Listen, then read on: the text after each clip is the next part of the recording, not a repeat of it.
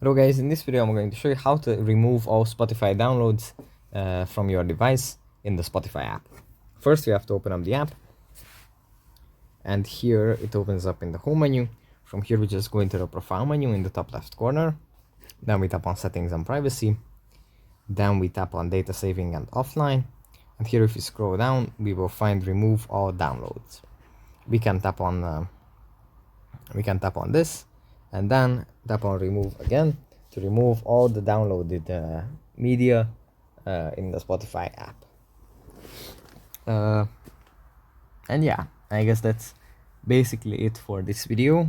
It's just that simple. You just tap on remove, and done. You freed up some space on your device. Thanks for watching, and I'll see you in the next one. Bye.